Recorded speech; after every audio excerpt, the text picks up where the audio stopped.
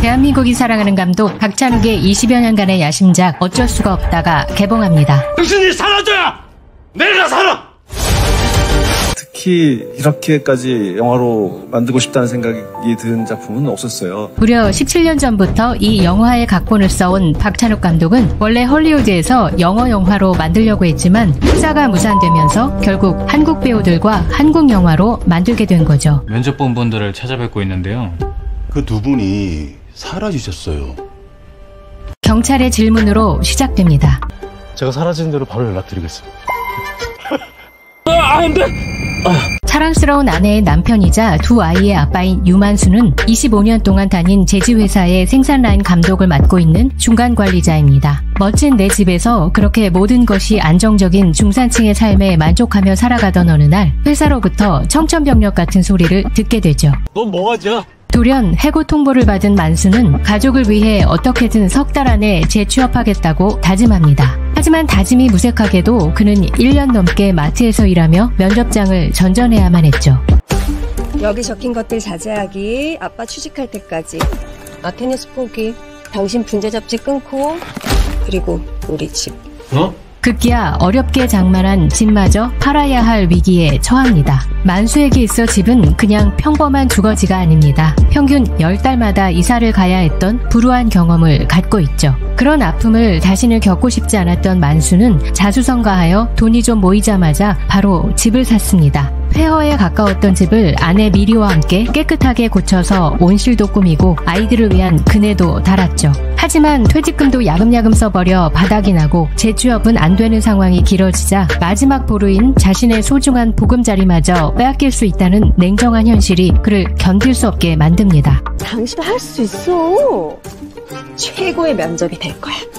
바지 갈아입는 연기도 명품인 이병헌, 무릎에 앉아 직접 넥타이 매주는 손예진, 격려인지 압박인지 알 수 없는 아내의 부담스러운 언행도 한몫하는 듯하죠. 아이의 그네를 밀어주며 처연한 표정의 이병헌, 절박한 상황에 다다른 만수는 울며 겨자 먹기식으로 잘나가는 제지회사를 찾아갑니다. 그곳에는 최선출이라는 반장이 있었는데 매사에 여유있고 호쾌한 그에게 필사적으로 이력서를 내밀어보지만 병신같이 새끼! 이곳에서 그 최선출이라는 자가 맡아서 하고 있는 일은 누구보다도 자신이 제격이라는 것을 말이죠. 그리고 결심합니다. 나를 위한 자리가 없다면 내가 만들어서라도 취업에 성공하겠다. 다 죽여버려.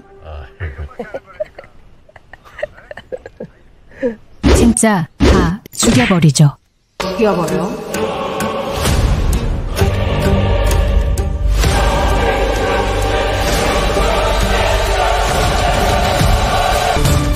만수는 최선출의 자리를 자기가 차지하기 위해 치밀하면서도 극단적인 계획을 세우기 시작합니다. 먼저 자기보다 우위에 있는 핵심 경쟁자들을 제거하고 마지막으로 최선출까지 제거하여 자신이 그 자리에 앉는 것이죠. 원작은 90년대 미국을 배경으로 하고 있기 때문에 제조업계 전문 잡지에 가짜로 구인 광고를 내어 우편사서함으로 많은 이력서들을 받습니다. 이력서상에서 자신과 비슷하지만 스펙이 더 우위에 있어 자기보다 확실히 뽑히겠다 싶은 사람을 최종적으로 추려내죠. 그러고는 한 명씩 찾아가 살해하는 연쇄살인이 시작됩니다. 어쩔 수가 없다. 어쩔 수가 없다. 실직은 내 잘못이 아니다! 어쩔 수가 없다며 스스로를 자위하고 실직자 모임의 관리자도 실직은 내 잘못이 아니라고 하네요. 결국 총을 든 이병헌, 차승원이 연기하는 고시조라는 인물은 만수와 같이 제지회사에서 실직하여 현재 구두가게 매니저로 근무하고 있습니다. 다른 데 취직이 되었지만 만수는 손을 가려 총을 쏘는 모습을 보입니다. 집에서 총 쏘는 것도 연습한 듯 보이죠. 처음에는 이렇게 머뭇거리고 어설펐지만 그의 살인은 점차 대담해지죠. 재미있는 것은 만수가 한창 치밀한 살인 계획에 집중하는 사이 그의 아내 미리는 다른 남자와 바람이 나게 되죠. 다재다능하고 밝은 성격의 미리는 남편의 갑작스러운 실직에도 가족을 지키기 위해 치과에서 일을 하게 되는데 그 치과의 의사 오진호와 바람이 납니다. 아내의 외도 사실을 알게 된 만수는 미리와의 결혼 생활을 이어가기 위해 아내의 남자친구 역시, 즉 자신의 목적을 달성하기 위해 행해지는 살인은 이제 만수에게 있어 그다지 대단한 일이 아닌 겁니다. 그리고 마침내 아내 미리도 남편의 만행을 눈치챈 듯 보입니다. 만수를 보는 그녀의 눈빛이 뭔가를 알아버렸다는 느낌이 강하네요. 이어서 분재를 하는 온실에서 서로를 안고 있는 부부. 뭔가 서로의 비밀을 이제 다 알게 된 듯 보이는데요. 마치 암암리의 살인의 공조자가 된 아내 미리는 이후 만수의 계획에 차질이 생기거나 경찰에 발각될 때 극적인 도움을 줄 조력자가 될 것 같네요. 박찬욱 감독의 말처럼 미리 캐릭터는 후반부로 가면서 강하고 입체적인 면모를 짙게 보여준다고 합니다. 당신이 사라져야 내가 살아!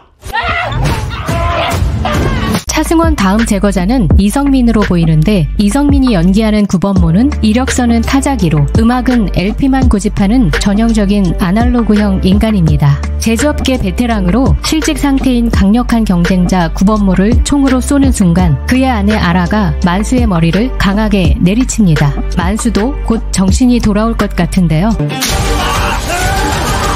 사투에 사투를 거듭한 끝에 총이 서랍장 밑으로 들어가 버리고 세 사람은 그걸 집으려 안간힘을 쓰는데 순간 밝은 빛을 보는 이병헌.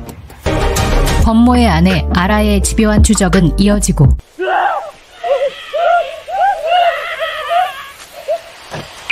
결국 가까스로 그곳을 나왔지만 뒤따라오는 여인은 범모의 아내인 듯 보입니다. 완전 범죄를 위해 땅을 파고 작업용 앞치마를 두른 채 톱을 들고 있지만 결국 CCTV와 과학수사가 이루어지는 현대사회임을 감안하면 영화는 원작과 좀 다른 결말을 맞이할 가능성이 커 보이는데요. 원작에서 주인공은 결국 경쟁자 6명과 자신이 앉고자 하는 자리에 있던 관리자마저 모두 처리하고는 자신이 원하던 회사에 면접을 보러 갑니다.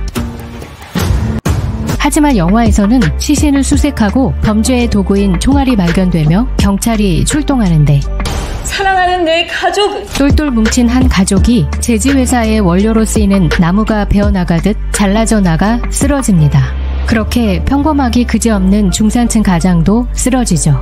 하트를 날리며 온 마음으로 가장을 지지하지만 사회의 구조적 문제를 극복하기엔 역부족으로 보입니다. 너무도 평범했던 한 중산층 가장이 자신이 지키고자 하는 것을 위해 섬뜩한 연쇄살인마로 변해가는 과정이 박찬욱 감독 특유의 미장센으로 표현될 어쩔 수가 없다는 스릴러이면서 블랙 코미디의 성격이 아주 짙은 영화가 될 것 같습니다. 이병헌과 박찬욱의 만남만으로 안 볼 수가